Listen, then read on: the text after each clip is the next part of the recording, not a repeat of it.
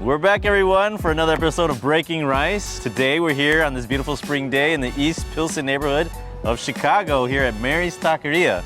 And I'm here with Jet, Asana, and our special guests, Mike and Touly. And we're gonna grab some lunch. So let's go check it out. Let's go eat.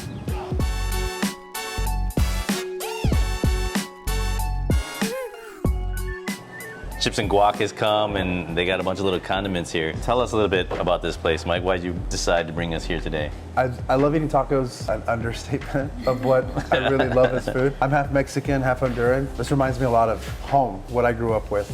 Tacos being the key element, right? By far, one of my favorite places to eat tacos. You know, if I haven't brought you here, our friendship isn't that great. No, I'm kidding. Moment. This is the right moment. Yeah. So this is like kind of an introduction to like my favorite breakaway food that reminds me from home. Wow, how'd you find this place? So I do photography for a living. Was at a gear rental shop that's down the street from here. Used to be down the street. That's how you know you've been somewhere long enough, where places move around. And they were like, oh, there's this incredible taco spot down the street. And I was like, okay. I always take it with a grain of salt. I came down here and the first taco I had here, rice and beans. I don't know if they recognize if it's your first time, but they sold me. And this is the only one. So you got to travel here, right? So you can't, there's no other one. When we first came in here, we were like, this is really cool. Like, they have the bodega, this place is set up really cute. I'm impressed so far, yeah. And we're waiting, we ordered a bunch of food. We're waiting for it to show up. So far, so good. I can feel my stomach growling. Get some chips. Yeah, let's dig in.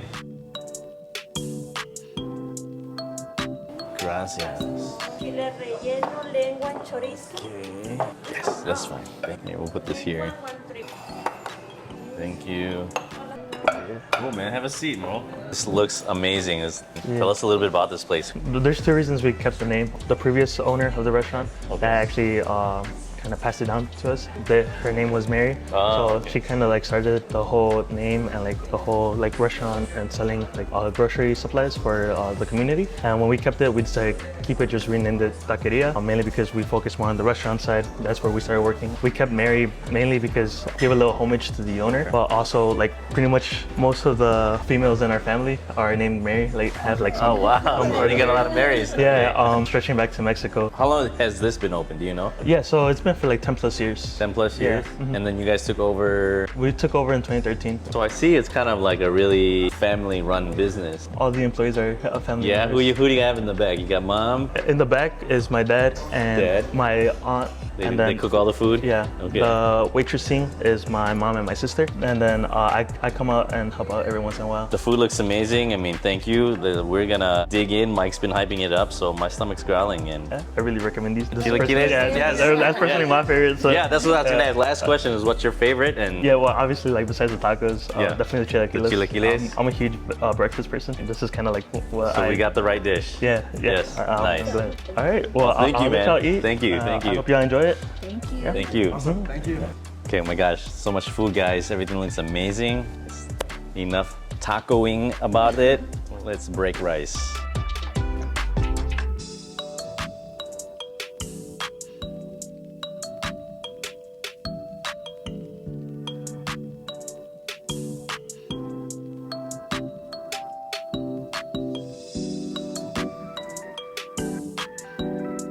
My gosh, we ate so much food, bro. I'm starting to slow down. But before the food coma sets in, let's tell the viewers a little bit about how we know each other. I've been going to Bites for like almost 5, 6 years. You know, I have my spots in Chicago that, you know, I feel like they're part of my story as much as what brought me to Chicago. I love the fact that I can bring you to a place now that is a part of my life, kind of like how your business is a part of my life. It's super cool to just kind of experience something where, from my perspective, because I'm always in your kitchen, and now this is kind of somewhere else where I'm at. I mean, it was amazing. Everything is so good. I'm really glad. I gotta say, I was skeptical. I'm like, where's Mike bringing us today? I thought about it again. I'm like, wait, he likes bites, so it's gotta be good here.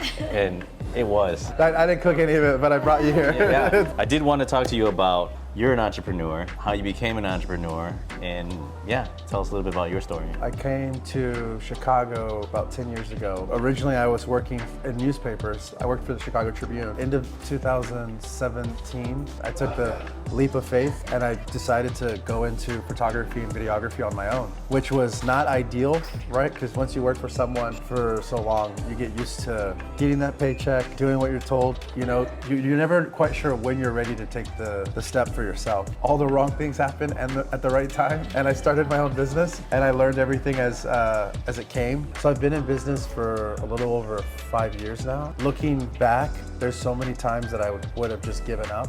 But when you start anything from the beginning, you're always kind of like, I'm gonna do this until it stops working. And then after the third year, you're like, all right, it's still working. Maybe now I should probably have a little bit of a plan. And then I think now I'm in a situation where I have a studio with some other photographers, and I'm actually stepping into my own space in August. I've always been partnered with people, and I think that's huge, right? Partnering with as many people as you can early on. You both help each other out and cut costs. The creative field it's super competitive. There's a lot of different ways of capturing something, and there's a lot of different stories you can capture. You know, some people say like, what if I fail? You're gonna fail. It's a part of the process, but as long as you get back up, continue to put yourself in a situation where you're not just learning something new every day, but you're doing something that you have to remind yourself on a regular basis that you enjoy. And for a lot of people, that is a privilege, right? Just like the way I take food and supporting a business, I know that my photo business, there's people who enjoy it, there's people who keep coming back. That camaraderie, that supporting each other is something that makes Chicago such a unique place. Why I stayed here, because there's so many people willing to share their story, share their meal, share their space. There's just so much of it that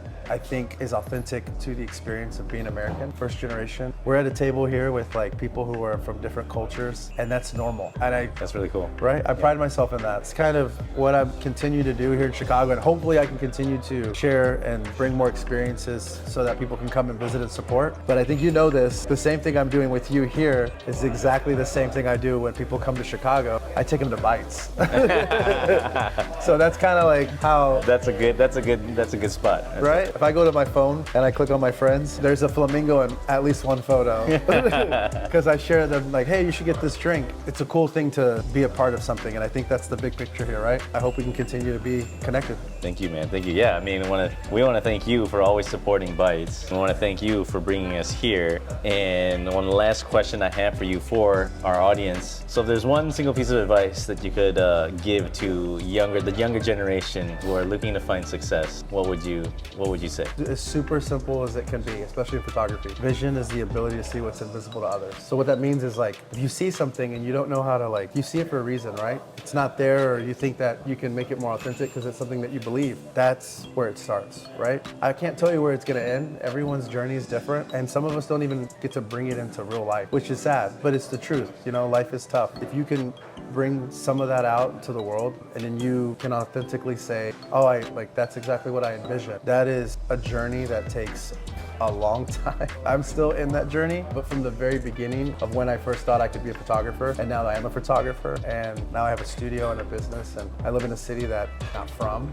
and they hire me, and I feel like a huge part of this community. Vision goes a long way, and if you're dreaming right now, keep dreaming, but eventually you're gonna have to do something. Start with the idea, but also then come up with the plan. Well, thank you, man. Thank you again for bringing us here. All this food was amazing. You guys have to come out and check it out here at Mary's Taqueria in Pilsen. I mean, highlights from today's lunch. For me, there's so many. The tacos, amazing. You were saying there's a perfect size hand ratio, was spot on. I mean, if I had to choose a favorite, I would definitely, not definitely, but I think I'd have to go today with the lengua tacos, just because they're just so tender. There's so much. The whole chips and salsa spread, they brought out this really super chunky salsa that they make in-house. Even the torta. The tortas, I mean, they're the best torta I've ever had. I've had sopes once before and I didn't like it, and then I had this one and it was really, really good. How about you, Mike? You know, you said it, lengua is my favorite. I try to sneak in a chorizo when I can. Not every place is gonna have a variety of meats, but they even have tripa, right? If you really just wanna try something new, different, this has variety, but you can also get lost in everything, you know? Top 3 favorite spot in Chicago. Not 3, but it's within, right? I would say sometimes it's 1, depending on if I want goat, that's only somewhere else. But this is, you have to check it out. Yeah, right? Oh my gosh, guys, we're so full. We ate so much food. It was so good that we actually had to buy a little bit more to take home for later. But I want to give out a big thank you to Mary's Taqueria, to Mike and Touly, Asana and Jet for joining us today, and to you guys as well. If you guys like what you see, hit the like button, leave a comment below where you want to see us go next, and follow for more. Peace. Later, guys.